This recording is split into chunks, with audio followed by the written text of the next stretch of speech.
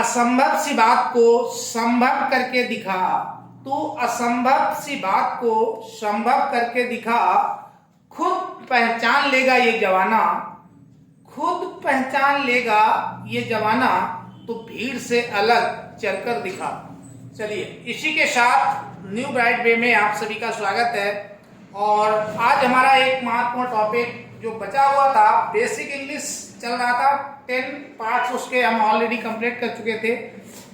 Direct indirect का अब ये एक्सक्लामेटरी सेंटेंस के अंतर्गत चालू, इसमें ये आपका 11th पार्ट, बेसिक इंग्लिश के लिए 11th पार्ट, और डायरेक्ट एंड इनडायरेक्ट के लिए ये आपका 4th पार्ट है। और आज का जो हमारा इसमें टॉपिक है वो है डायरेक्ट से इनडायरेक्ट में कन्वर्ट करेंगे, लेकिन किसको? एक्सक्लामेटरी सेंटेंस, विस्मय बोधक वाक्य, ऐसे सेंटेंसेस जिसमें सडनली जो इमोशंस या फिर suddenly feelings of the human heart को एक्सप्रेस किया जाता है, मानव के हृदय में उठने वाले एकदम आकस्मिक मनोभावों को या विकारों को प्रदर्शित करने वाले सेंटेंसेस को आज हम लोग डायरेक्ट से इनडायरेक्ट में करने के लिए समस्त रूलों को देखेंगे। लेकिन उससे पहले इसको बहुत आसानी से ऐसे शब्दों में सीखेंगे जो सारे वर्ड्स उसमें यूज होते हों। तो सबसे पहले हम लोग जानते हैं कि एक्सक्लामेटरी सेंटेंस क्या है। तो यहां से स्टार्ट करते हैं कि ये सेंटेंसेस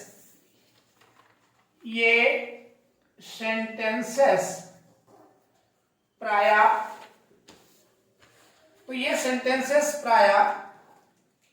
किससे स्टार्ट होते हैं वो लिखना है। तो ये सेंटेंसेस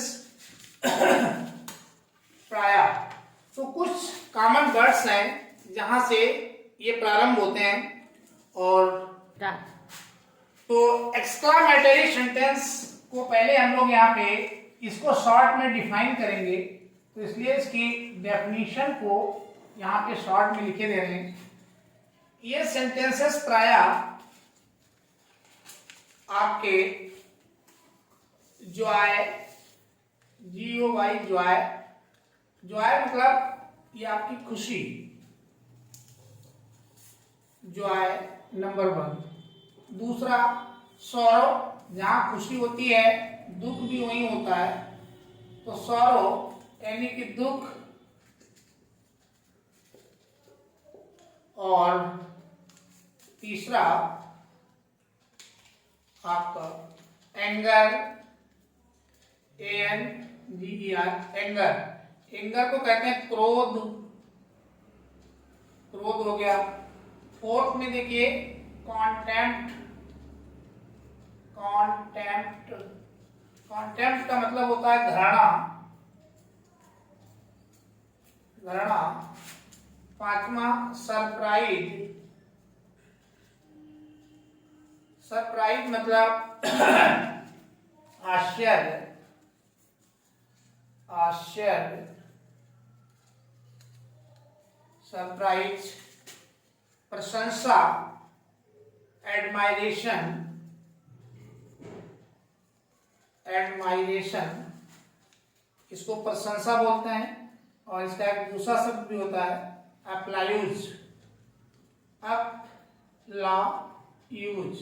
अप्लायूज माने भी प्रशंसा होती है, एडमायरेशन माने भी प्रशंसा होती है।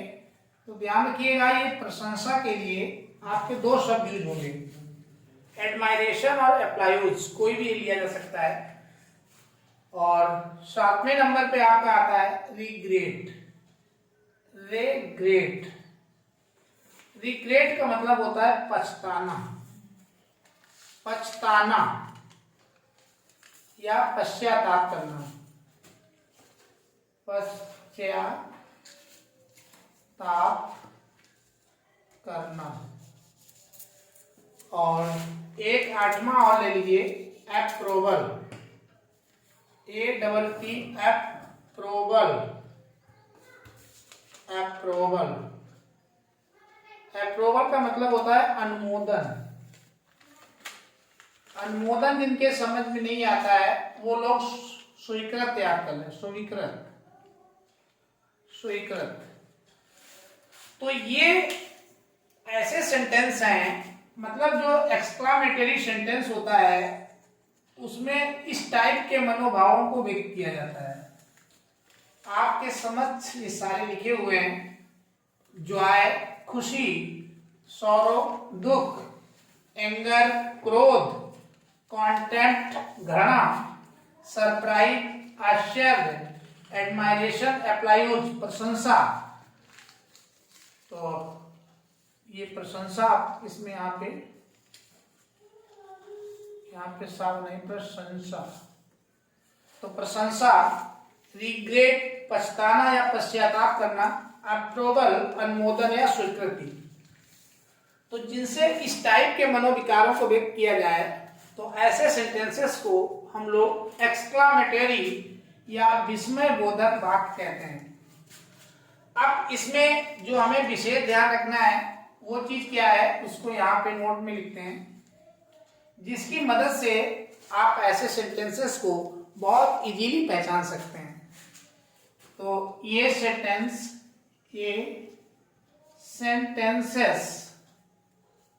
प्रायः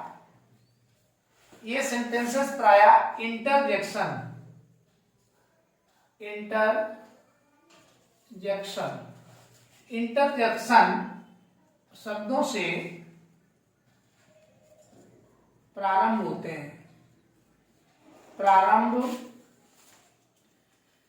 हैं। तो ये प्रायः इंटरजेक्शन शब्दों से प्रारंभ होते हैं। पहली चीज तो हमें ये याद रखना है, इंटरजेक्शन शब्द हमारे कौन कौन से होते हैं उनको भी मेंशन कर लीजिए। जैसे हेलो मतलब सुनो। तो इन सेंटेंसेस की हम लोग आइडेंटिफिकेशन कैसे करेंगे, इन्हीं की पहचान कैसे करेंगे। तो ये सेंटेंस प्रायः इंटरजेक्शन शब्दों से प्रारंभ होते हैं। इंटरजेक्शन शब्द क्या है, हेलो, उसके बाद में हाय, उसके बाद में ओह, आह और लॉस, व्हाट, हाउ, वेलकम,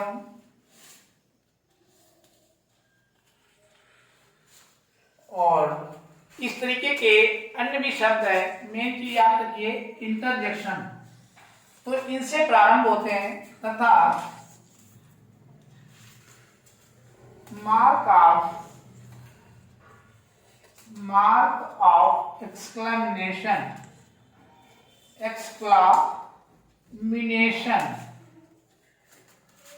ये एक्सक्लेमेशन साइन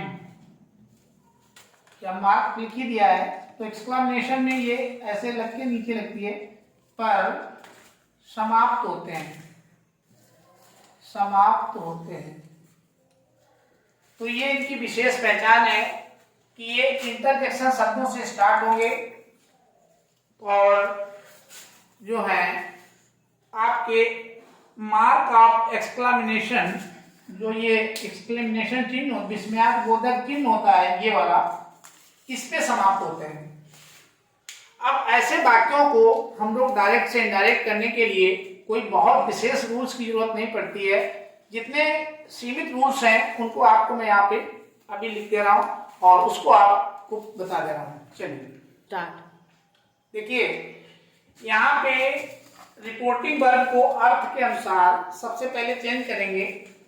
तो रिपोर्टिंग वर्ब को हम लोग अर्थ के अनुसार एक्सक्लेम्ड विद, ये तो सब में लगना है।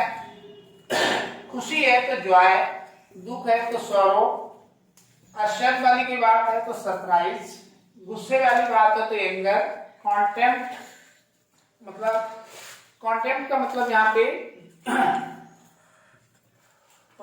उसके बाद में रिग्रेट, उसके बाद एडमायरेशन। कॉन्टेम्प्ट का मतलब घृणा से और रिग्रेट, तो उसके बाद पछताना, एडमायरेशन या अप्लाइज। ये दोनों शब्द एक ही चीज के लिए होते हैं, चाहे इसको लगाइए या इसको लगाइए। उसके बाद अप्रूवल अनुमोदन के लिए, इन शब्दों का प्रयोग किया जाता है। तो इसमें उसकी फीलिंग के अनुसार इनको चेंज कर देते हैं। जैसे कैसे चेंज करेंगे वो यहां से देखना है। जैसे खुशी के लिए तो लिखेंगे एक्सक्लेम्ड, क्योंकि सेंटेंस कौन सा एक्सक्लेमेटरी, तो एक्सक्लेम्ड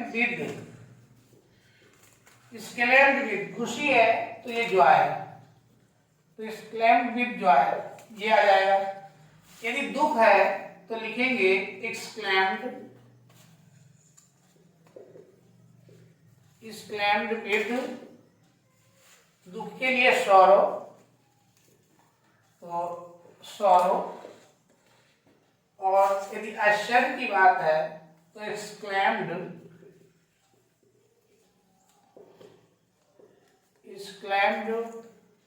विद सरप्राइज। और क्रोध है तो लिखेंगे एक्सक्लेम्ड विद एंगर। एंगर माने होता है क्रोध। फिर घृणा है तो एक्सक्लेम्ड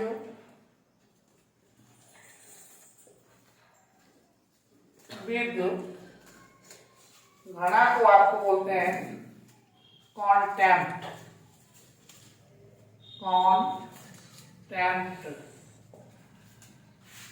प्रशंसा के लिए एक्सक्लेम्ड विद एडमायरेशन।